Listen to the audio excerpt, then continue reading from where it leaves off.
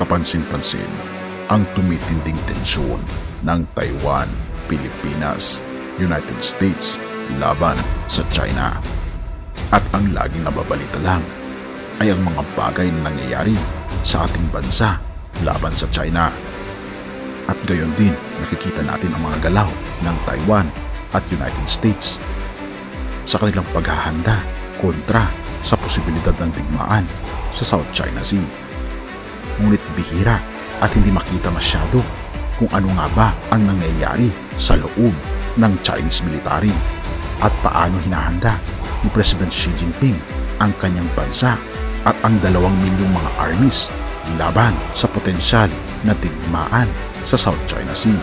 Atin itong pag-usapan, mga kaibigan.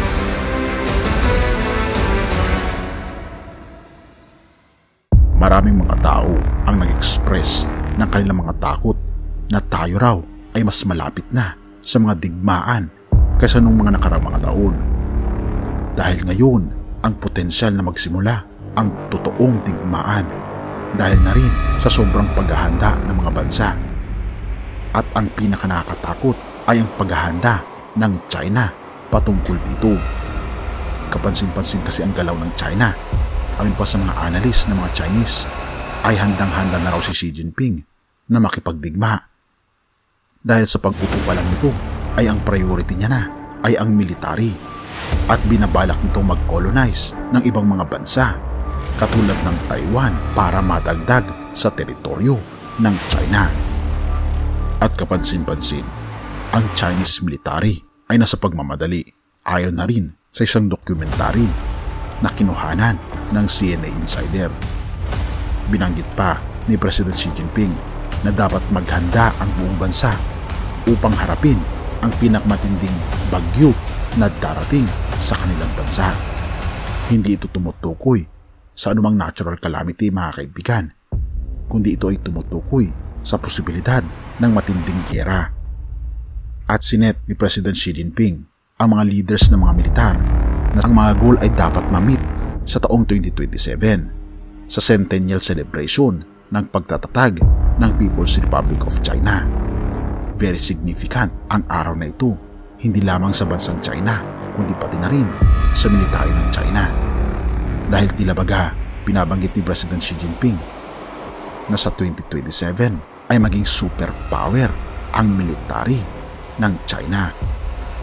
At bakit kaya ito ang pinaka-goal ni President Xi Jinping? Ano kaya ang kanyang tunay na layunin? Ang US Intelligence Director ng CIA o Central Intelligence Agency ng United States of America, kanilang binanggit ang isang impormasyon na nag-leak na galing daw sa insider ng China. Ika pa dito, CIA Director, China readying for Taiwan invasion by 2027. Ito ay nilathala noong February 3, 2023. At talaga namang nangamba hindi lamang ang bansang Taiwan, kundi pati na rin ang bansang United States of America dahil sa impormasyong ito. Kaya pala pinaiigting ni President Xi Jinping ang kanyang militar dahil sa layunin nitong i-invade ang bansang Taiwan sa taong 2027. At kapansin-pansin, mga kaibigan, inihahanda ng bansang China ang mga military na sa panahon ngayon mahigit 2 milyon na ang mga kasundaluhan ni President Xi Jinping. At kapansin-pansin, mga kaibigan, ang pagbuo ng napakaraming mga warships ni President Xi Jinping na halos inilalagay niya lahat malapit sa teritoryo ng Taiwan at ang isang barko pa na pinakamalakas ng China ng bansang Taiwan at ipinangalan pa niya ito sa pangalan ng state na kasalungat ng Taiwan. Ayon na rin sa mga analyst, ang China raw ang may pinakamaraming warships sa panahon natin ngayon dahil 3 sa mga warships na ginagawa ng United States at China. 2 sa mga ito ay sa China at 1 lamang ang sa United States of America. So ibig sabihin, may ratio na halos 2:1. Ang tawag sa mga military ni President Xi Jinping ay People's Liberation Army. Nire-recruit ang mga armies sa edad 18 years old pataas at sinasanay sila sa matitinding mga training na tila baga sasabak sila sa isang digmaan sa maikling panahon lamang. Ang nuclear warheads ay isa rin sa mga proyekto ni President Xi Jinping dahil siya lang ang nakagawa ng mas malakas na military equipments at warheads sa kasaysayan ng mga umupong mga leaders ng China. Dahil naibalita noong taong 2022, mayroon ng stockpile na 350 nuclear warheads ang bansang China ngayon. At kung ito ay papasabugin at kahit na 100 lang na mga nuclear warheads ang ipapasabog sa buong Pilipinas, ay malamang sa malamang wasak ang ating buong bansa. Ganito na kalakas ang China ngayon.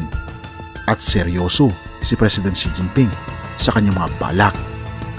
Ngunit binabanggit ng mga ibang analyst, hindi raw totoo ang balibalita ng CIA. Dahil wala naman daw silang masyadong nakikitang dahilan ni Xi Jinping para simulan ang digmaan sa West Philippine Sea. Ngunit hindi bulag ang ating mga mata, mga kaibigan, at hindi rin bingi ang ating mga tenga na ang mga pangyayaring ito ay mangyayari sa huling kapanahunan, na binabanggit din sa banal na kasulatan na magkakaroon ng mga digmaan at mga alingaw-ngaw at haka-haka ng digmaan, at ito ang simula ng wakas. Kaibigan, totoo man o hindi ang binabalak ng China laban sa mga karatig na bansa, ako'y lubos na naniniwala na ang ating Panginoong Hesus pa rin, siya pa rin ang may kontrol ng lahat.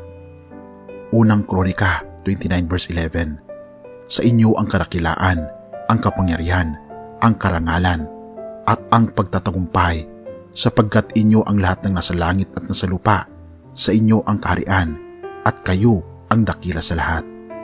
Kaibigan, gaano man makapangyarihan ang mga nilalang, ang mga leaders sa buong mundo, wala pa ito sa katiting ng kadakilaan at kapangyarihan ng ating Panginoon Diyos.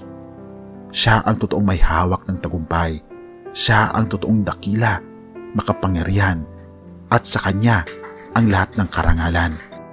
Dahil sa Kanya ang langit at ang lupa, at siya rin ang nagmamay-ari sa atin. Kaya naman kaibigan, wala dapat tayong ipangamba, sapagkat ang ating Panginoon, siya pa rin ang babangon na pinakadakila sa lahat. Kaya naman tayo ay magpasakop sa totoong dakila na walang iba kundi ang ating Panginoong Hesus. Purihin ang ating Panginoong Diyos at salamat kaibigan sa iyong panonood. Tayo manalangin. Ama naming banal makapangyarihan sa lahat, ako po'y lubos na nagpapasalamat sa inyo pong kadakilaan sa amin. Salamat Panginoon dahil hindi kami mangangamba sa hinaharap, sapagkat kayo pa rin ang tunay na makapangyarihan, ang tunay na may hawak sa kung ano ang mangyayari sa hinaharap. At nawa Panginoon, kung mangyayari man ang mga bagay na ito, tulungan kami na may handa ang aming mga sarili upang sa ganon makamtan po namin ang totoong tagumpay dahil kami Panginoon ay nagpasakop sa inyo. Salamat Panginoon sa inyong walang sawang pag-aalaga sa amin, at salamat Panginoon sa inyong mga pangako na hindi niyo po kami lulubayan hanggang sa katapusan ng mundo. Patawarin po kami sa lahat ng aming pagkukulang at pagkakasala sa pangalan ni Jesus. Amen.